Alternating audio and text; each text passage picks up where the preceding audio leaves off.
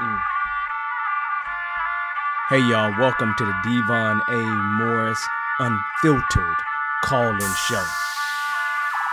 Have a seat. Let's get ready. You have any questions? Come on, call in. Come on to that Discord channel. Do me a favor, get the unfiltered crew some finger snaps. We're ready to get started here.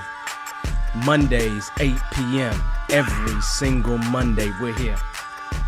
I'm excited about it. Are you? Let's get this show started, y'all. The greatest scrum show on earth. I'll see y'all soon. Enjoy. Hey, everyone. I took all the borders away there for a second. I just want to say hello. Welcome to the show. Tonight, we're going to be talking about the ever so famous AI disruption.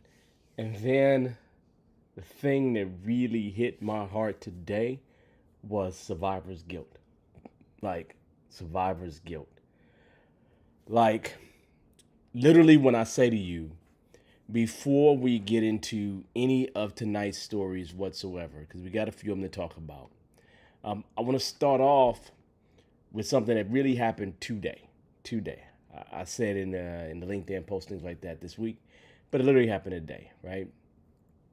I got a message from a colleague, someone who I certified many moons ago, many years ago, so prior to the pandemic, right? And they are still involved in tech, tangentially, like more in operations for a manufacturer, right? And he really said to me something that stopped me in my tracks, right? He said that when someone brings up agile, scrum, process improvement, a lot of things that are really classic tech stuff. There's a tech industry, so classic tech stuff. The people who have survived the layoffs, they just kind of laugh, shrug their shoulders, and move on. Because that's what the people who got laid off used to talk about. So people are feeling different that are left behind to deal with all the things that have been left when you kind of, lay a bunch of people off. I want you to really let that sit for a second, because that is different. That's strange. I can't even say it's fully strange. It's just part of what happens, right?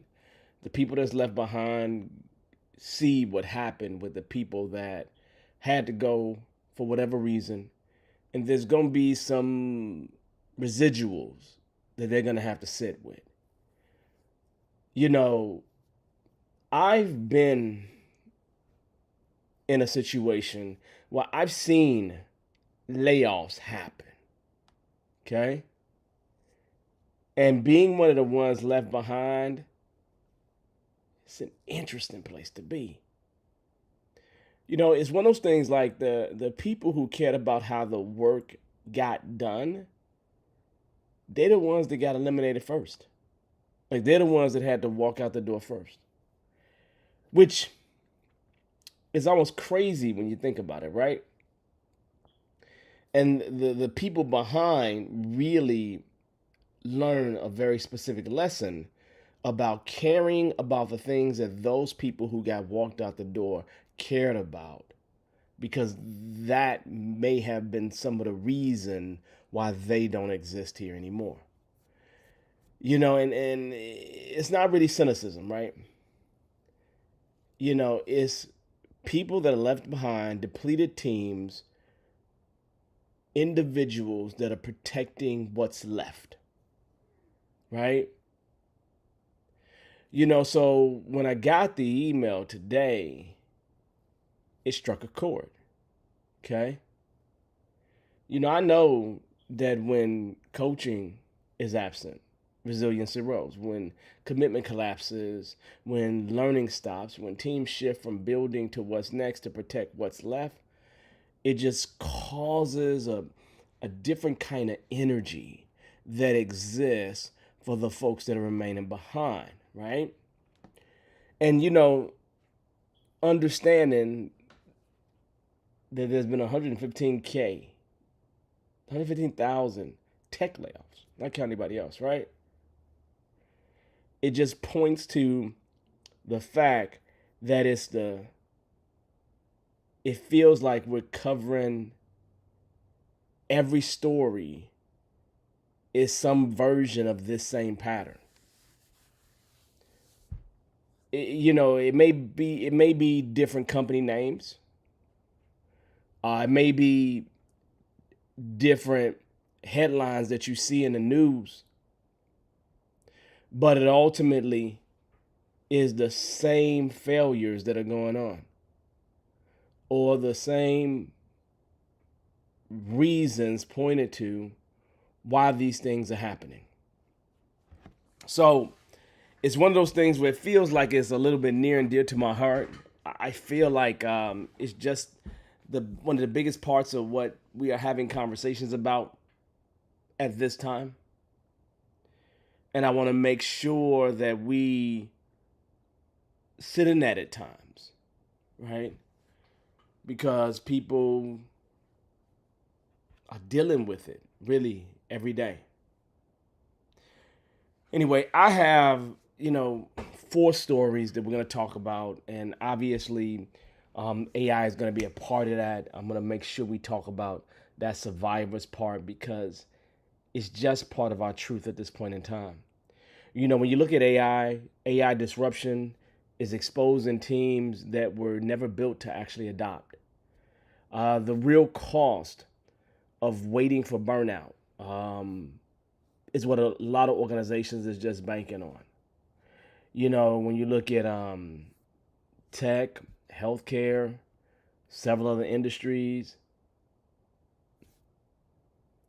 it looks like the problems are just being disguised. And it's like the irony of AI trying to replace everything is interesting. So we're going to talk about some stories, and I'll tie it back to some of the work, and then we'll go from there. Okay. I'm going to say this to you. If you're here tonight, again, this was being recorded, so you can always grab this from the archives on YouTube. It will be saved on LinkedIn for a period of time, so they always save events for a period of time so you can go see the replay. So just know that in case you feel like you're missing something. So one of the things I decided to do with this particular show is to grab current things that are happening in the news and let's have some conversations about it. Current things that have an impact on many of us, right? The first thing we're going to talk about here is the thing that I just mentioned about AI is exposing teams that were never built to adapt. This year, California's Governor Newsom, issued an executive order directing state agencies to assess AI's impact on workers and to develop transition plans. He's thinking about it. He's working on it.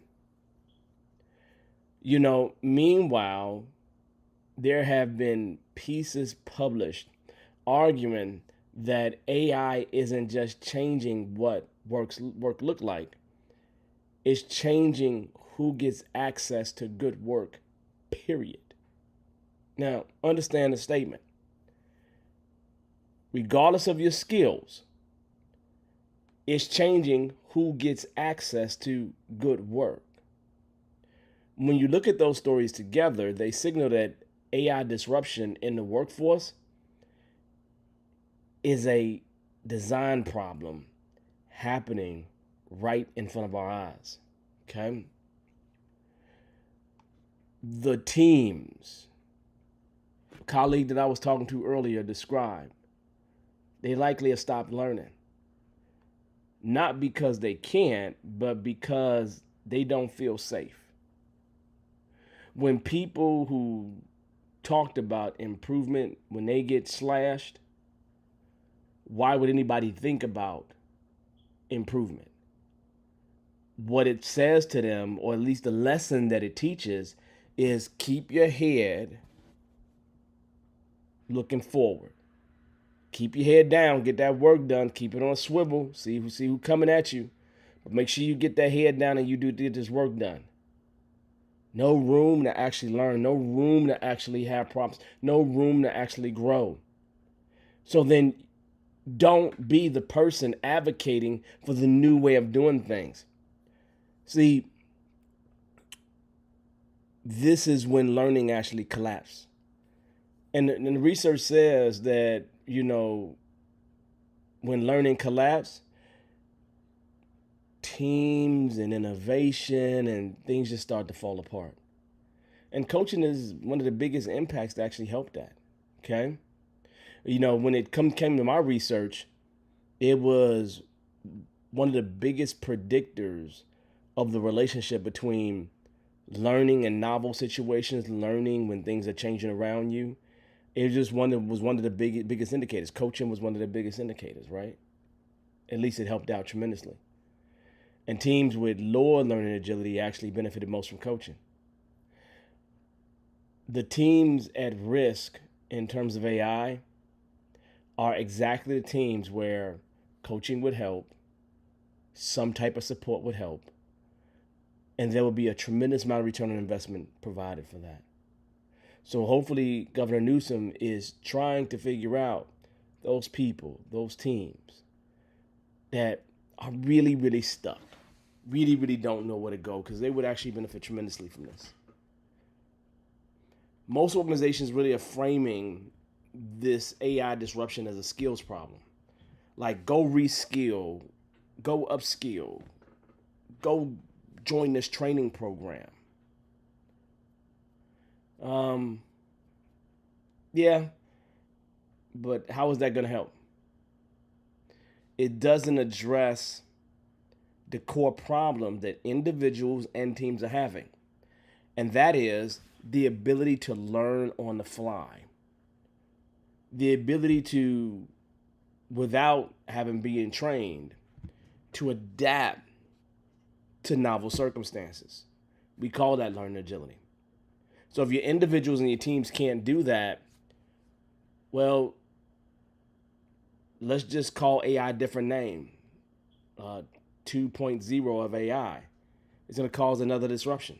And how are you going to prepare those people if they're not prepared to shift and learn new skills in new situations? So this is definitely a concern, right? Because individuals and teams need to be able to adapt. If your organization is invested in AI readiness at the individual level, they're going to need it at the team level. You need something at the team level as well. Because they got to build that capacity. The capacity that they really can't deploy when things are getting tough, when the pressure really rises.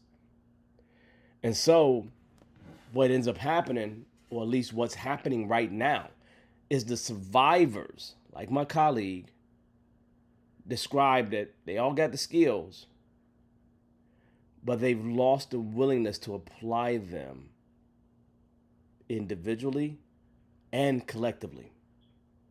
The desire just isn't there anymore. So now, if I got a bunch of people who have survived the latest layoff and they're not engaged, not checked in,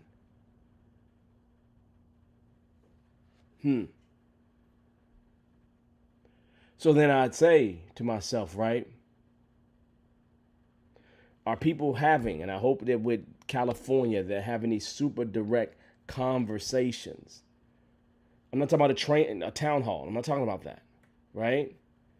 I'm talking about what AI is changing in their specific work. Are they really having that conversation? It's just one of those things I'm curious about, because something's telling me that that's not the case. That's not the case. Okay, Let's talk about this next thing. Okay. I want to make sure we leave any room for your questions in case anybody has any. And you're welcome to drop any questions or comments that you have in the comments or chat. Certainly welcome to do that. Burnout really isn't the problem. Waiting for burnout is. Like, there's a distinction in what I'm saying here. Hopefully you are picking up what I'm putting down. Burnout isn't the problem. It's the waiting for burnout that is the problem, right? You know, HR Magazine ran a piece with a headline, "Waiting till burnout is a very expensive strategy," arguing that organizations consistently intervene when it is too late. I mean, they reported that AI-driven change is intensifying mental health needs across the workforce, while leaders admit they may not be ready to respond. That's what's happening right now. And at least according to Human Resource Magazine, right? So when you think about a headline, waiting till burnout is a very expensive strategy. That's what my colleague who had that conversation with me earlier today, that's what he's going through right now. They're not burnt out yet. I mean, they're sick of it for sure. They're not burnt out yet. They're depleted. They really are. They're protecting what they actually have left, and you can see that in them not caring anymore. You can see that in them not caring, right? That's that pre-burnout resilience erosion happening at a really slow pace. And by the time it shows up, when people leave the organization, you've already lost the window where coaching and other actions that you could have done could rebuild the capacity for them to be able to absorb the change that's continuing to happen. You know, so it's one of those things where it's just like, as a leader, you have to use coaching as a mechanism that builds resilience as well. Period. Doesn't matter what industry you're part of. I'm not saying you got to have a certification of any kind. You're a coach as well, right? So when you look at the fact that several industries are under chronic pressure right now and don't have the support that they need to actually build resilience, individually or collectively as a team. So the burnout conversation defaults to individual interventions like your EAP programs, your mental health days, your mindfulness applications that exist. Those treat symptoms, not the system. Resilience isn't just an individual property. It's a systems property as well that coaching can build along with that individual property. So when that is absent, individuals compensate until they can't anymore. The survivors don't need a wellness program. They need their team to function as a unit that can absorb disruption together, especially the next one that's coming up, because these disruptions are going to probably happen faster and faster and faster. I'm not expecting anything to slow down here whatsoever. So we have to find ways to deal with that. The signal is in the data, y'all, not the exit interviews. If you're waiting for turnover to tell you something is wrong, you're years behind already. Okay? It's like, what happens when teams hit that rough stretch, that reorg, that lost client, a major system change? What does the team actually do to recover? What does the individuals do to recover? Is there a process? Do they get any support? I don't know. But I know this much. In me having a miscellaneous conversation today, I see it written all over one of my alumni's face. All right, in the news again. Let's go back to healthcare. We talked about healthcare a few times. I really like healthcare because I had a class earlier this year with a gentleman who left healthcare because as a nurse he was being stretched too thin. Just was, right? And so we know that there's a staffing problem in healthcare, right? So Florida Hospital News put numbers on the financial damage of the staffing crisis that is happening right now. Agency cost, overtime, retention failures. Yeah, some of them that overtime feels good, but it's having a larger systemic effect. Hospice news highlighted that organizations trying to grow smartly to improve staff retention through structured development. See, when I look at healthcare or the military, they're extreme versions of the survival story.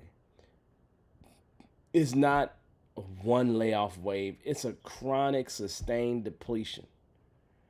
How many healthcare workers left the field a year or two after the pandemic? And that's probably the most stress that they could experience right there. Right there. And the data shows that commitment is nearly twice as powerful of a pathway to performance and resilience. And so now you have organizations losing both. Teams desiring to be committed or feeling like they're commitment, and they're lowering their resilience too. Yeah, coaching can help with both, right? Because it does drive genuine commitment. But here's the deal. There's a staffing narrative here that focuses on compensation and working conditions. And those things are vastly important. I think that they're baselines for sure, right? But underneath that as well is a commitment issue that money alone cannot fix. Commitment to a goal, not the same as compliance to an assignment. Coaching actually builds that. It will build it.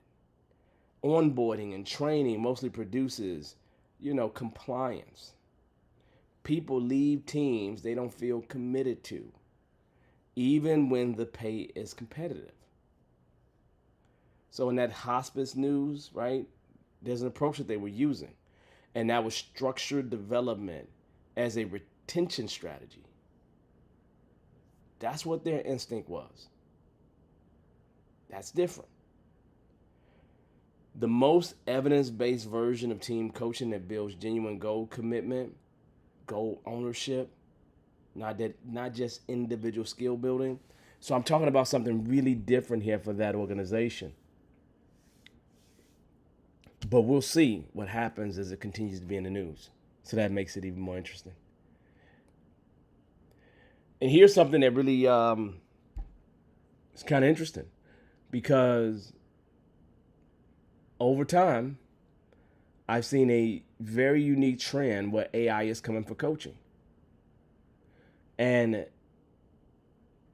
there was a piece published examining whether AI can replace executive coaching, arguing that AI can deliver personalized, scalable, always available coaching at a fraction of the cost. Now, I'm going to say to you, right? I built an AI coach.